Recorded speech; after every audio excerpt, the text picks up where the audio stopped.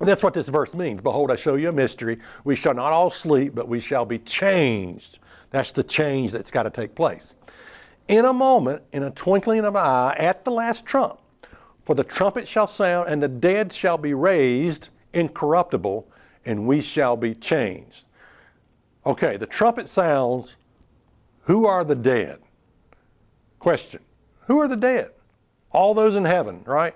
No. I don't know. You just got sidetracked, okay? No. It's the people in the grave. They're the dead in Christ. They're dead. They're asleep in the grave, and they have to be raised from the dead and changed into that spiritual body. All right.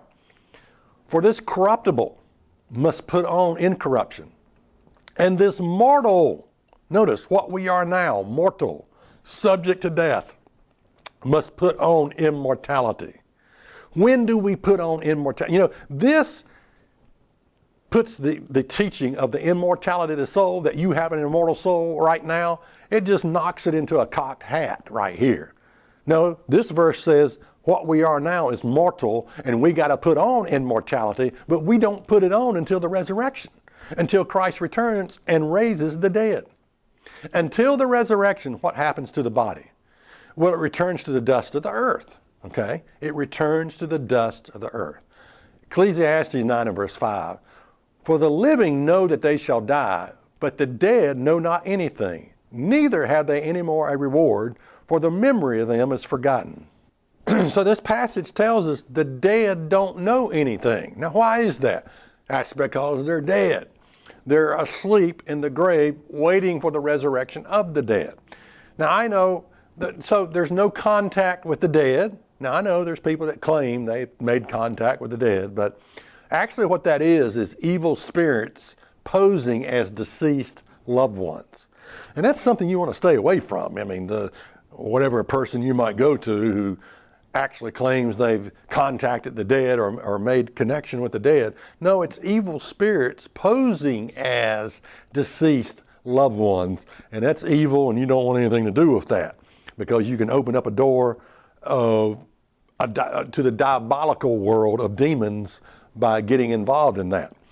All right, Ecclesiastes 12 and verse 7. Then shall the dust return to the earth as it was given, talking about the body, and the spirit shall return to God who gave it. Now that spirit that makes you returns back to, the body goes to the ground, the grave, in the dirt, turns to dirt again. The spirit goes back to God who gave it, but it's not conscious.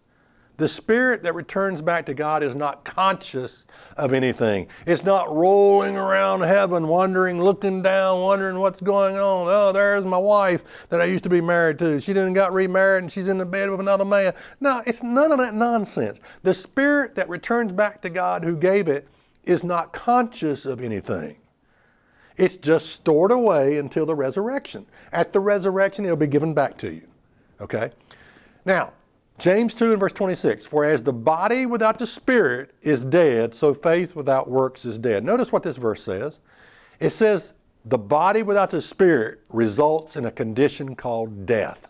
When you disconnect spirit from your body, it results in a condition called death.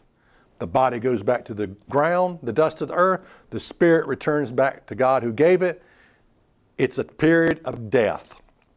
At the resurrection, that spirit will be given a new body, a spiritual body, and that's what you're going to be raised from the dead with, a new body, a spiritual body. Okay.